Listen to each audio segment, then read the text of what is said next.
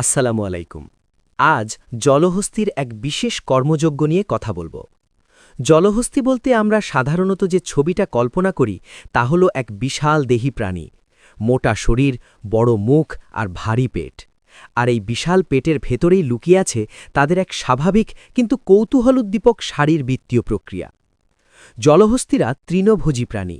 দিনে বিপুল পরিমাণ ঘাস ও উদ্ভিদ খাওয়ার ফলে তাদের পাকস্থলিতে গাজন প্রক্রিয়ার মাধ্যমে গ্যাস তৈরি হয়, যা জীববিজ্ঞানের দৃষ্টিতে সম্পূর্ণ স্বাভাবিক, যেমনটা গরু, মহিষ বা অন্যান্য বড় তৃণভোজী প্রাণীর ক্ষেত্রেও দেখা যায়।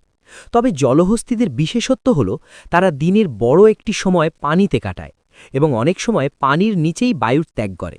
আর এখানেই মানুষের মধ্যে বিভ্রান্তির সৃষ্টি হয়, কারণ পানির ভেতরের শব্দ বাতাসের তুলনায় প্রায় ৪ গুণ দ্রুত ছড়িয়ে পড়ে এবং শব্দের কম্পন অনেক বেশি তীব্রভাবে অনুভূত হয়।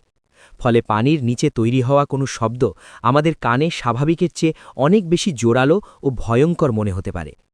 এই সময় জলহস্তিরা তাদের লেজ ফ্যানের মতো এদিক ওদিক নাড়ায়, যা দেখতে মজার বা অদ্ভুত মনে হলেও এর পেছনে রয়েছে স্পষ্ট প্রাণীবৈজ্ঞানিক কারণ। এই লেজ নাড়ানোর মাধ্যমে তারা মল ও গ্যাস চারদিকে ছড়িয়ে দেয়, আর এতে থাকা রাসায়নিক সংকেত ব্যবহার করে তারা নিজেদের এলাকা চিহ্নিত করে। অর্থাৎ এটি কোনো হাস্যকর অভ্যেস নয়, বরং এক ধরনের টেরিটোরিয়াল মার্কিং, যা বন্যপ্রাণীর জগতে খুবই পরিচিত আচরণ।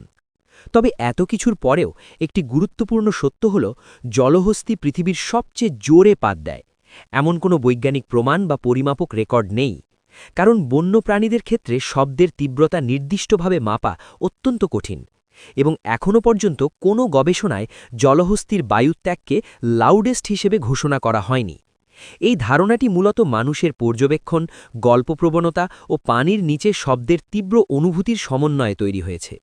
বাস্তবে শব্দ কতটা জোরে শোনা যাবে তা নির্ভর করে পরিবেশ, দূরত্ব, মাধ্যম, পানি না বাতাস এবং শ্রোতার অবস্থানের ওপর। তাই বড় শরীর মানেই সবচেয়ে জোরে শব্দ, এই ধারণা বৈজ্ঞানিকভাবে ঠিক নয়। বরং বলা যায়, জলহস্তির এই আচরণ আমাদের কাছে বেশি চোখে পড়ে এবং বেশি শোনা যায় বলে আমরা সেটাকে অতিরঞ্জিতভাবে ব্যাখ্যা করি। প্রকৃতপক্ষে প্রকৃতি এমনিতেই বিস্ময়কর ও মজার।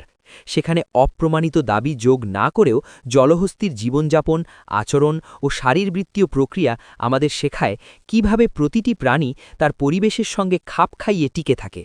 আর এই বিষয়টা বুঝতে পারলেই আমরা গল্প আর বাস্তবতার পার্থক্য পরিষ্কারভাবে ধরতে পারি।